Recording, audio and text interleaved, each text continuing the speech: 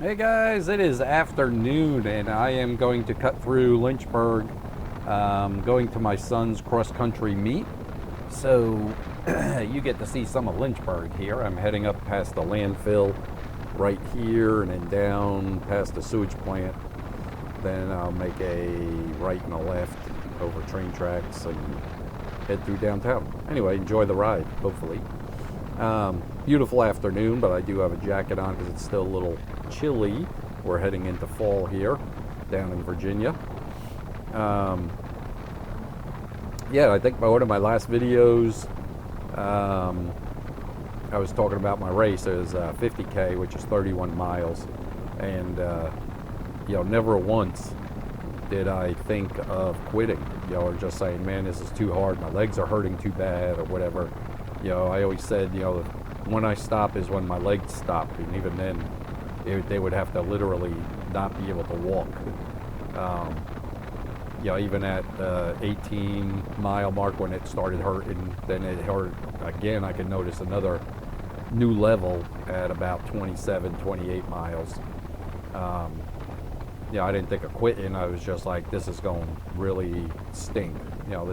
This pain is stinking. But I just kept going. It was like a run-walk type deal. Run for half a mile or almost a mile, and then walk for 100 yards, then walk again or run again.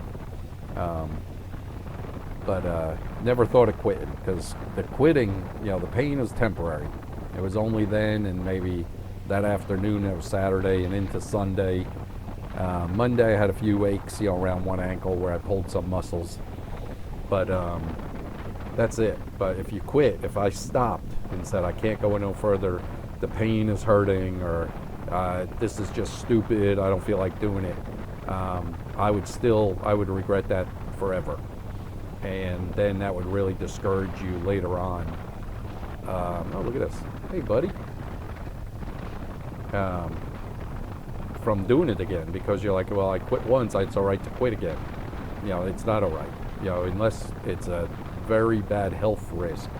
And you'll know the difference between aches and pains, your ankles swelling, knees swelling, to sharp pains in your chest, a heart attack, dizzy, blind. A lot of people, their blood pressure will shoot so high that you actually can't see. You'll tell the difference.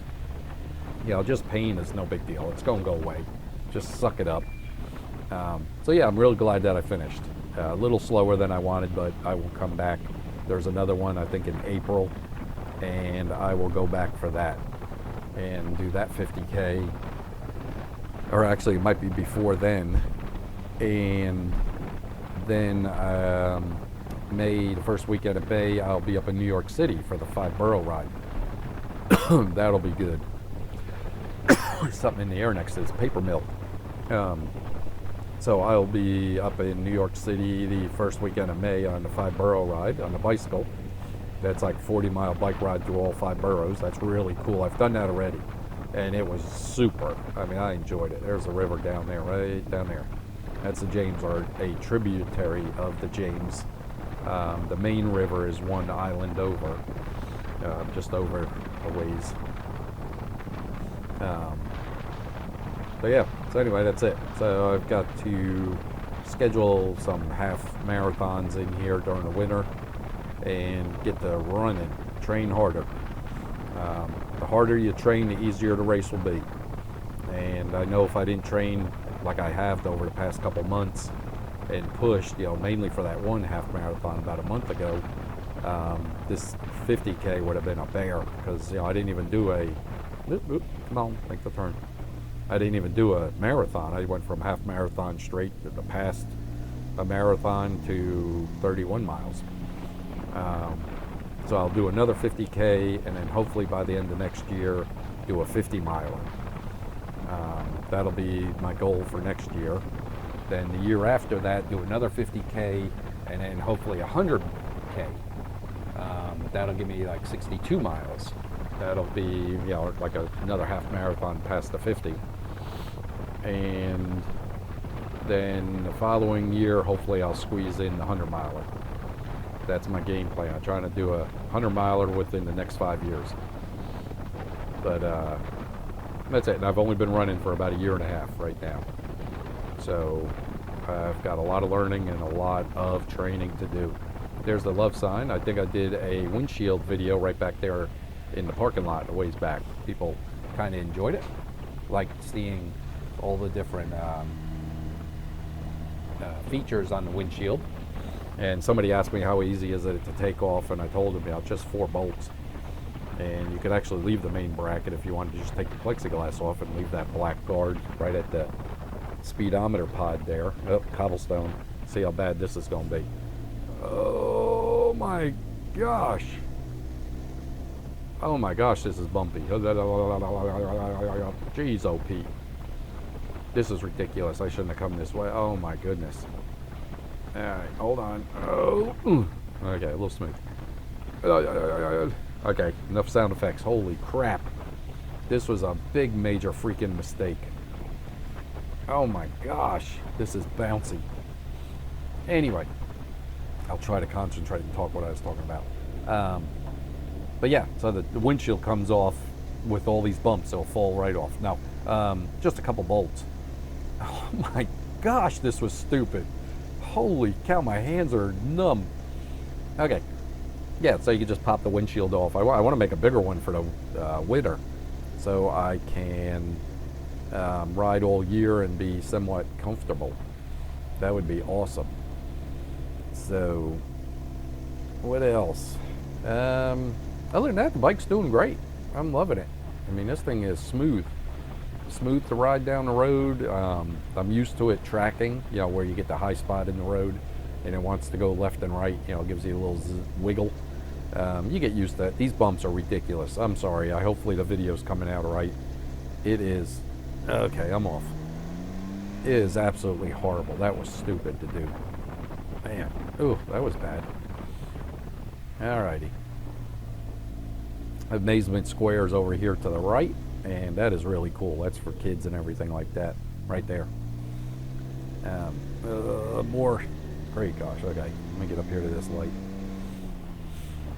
Yeah, it's running real good. I mean, I love it. Buzzing down the road. It's so enjoyable and fun, and you're out in the fresh air. I'm loving it. It's awesome. Neat ride. They did a good job with it. And we were in a conversation with a couple people going back and forth about the price. And it, you know, if they had a selling point on this thing between $5,000 and $6,500 or even $7,000, they would be all over the place. You would see them all over the city. But $10,000, you know, select few are willing to play $10,000. There's a spider. $10,000 for a toy, you know, seasonal toy. Only the few that would buy a motorcycle, pretty much, you know, that ride during the season. But yeah, if you were to sell them for $5,000 to $7,500, like a snowmobile. But then some of those even rank way up there, the turbo ones and all that. You're way up in the teens. But yeah, I think they would be all over the place. What a heck of a marketing. But I guess you got to make the money. The business is business. I can't imagine how they have that much wrapped up in these, being the same frame and style as like a snowmobile or even a glorified four-wheeler. So, anyway, just my opinion, just my thought. How many of you guys got emails from Can-Am about your survey? How do you like it? Pros and cons? What do you suggest for better? Which hopefully they're going to bring through on the 2020s. And so I have a feeling as soon as Christmas hits and the 2020s or right before then are released, this thing's going to plummet in value if I go to resell it, because everybody's going to want the 2020s. But by then, heck, I'll be selling it for $7,000. You know, even though it's a $10,000 machine with custom paint and stuff, you're really not going to get your money back on the paint or little accessories here and there. But yeah, I probably would put it up for sale after Christmas, you know, for $7,000. Well, we'll see what happens. But yeah, let me know if you guys got emails from Can-Am or even a phone call. I got a phone call or 2 phone calls because I had a complaint, so they called me back because I did make a complaint. That was with the wheel not being balanced. And one other thing, I forget what it was when I first got it. Oh, the rust. And the rust seems to be holding up pretty well with the spray. You know, I spray painted the muffler and all that, and that seemed to have stopped it. I still have some on the screw right there on the post of the handlebar. But I did spray the WD-40 in there. One of the viewers recommended, and that seemed to have stopped that. It's oil-based, so it will repel water for the most part. And I use clear silicone spray inside my 2 front wheels. Make sure you do not get it on your rotors or your brakes. But I use that on the inside of the front wheels to keep the rust from forming inside the wheel, the hole where I guess the post would go to balance it. If you notice, there's some rust buildup in there. Most likely you haven't if you've ridden any kind of rain or washed it. So I sprayed it with clear silicone. I sanded it out with a red Scotch-Brite real good, and then wiped it out with a clean rag, and then sprayed it with a clear silicone. Covered up my brake and all. You could spray pretty close since it's clear, to where you're not going to get overspray all over your brakes and all that. But that seemed to have stopped it real good. And after I wash it once or twice, I spray it again. I'll dry it off with a rag, let it dry in the sun, and then hit it again with some clear silicone. Can cost me like $2 or $3. So that'll definitely repel water and help keep the rust from forming, especially in there. But yeah, if you own one, take a look inside the little hole for your front wheels, and it's probably built up with rust. So get some Scotch-Brite, sand it in there. You'll put your hand in there and go back and forth. I even wrapped it around a wooden dowel and then just ran it back and forth in and out of there like a sand bar, you know, like a sanding block.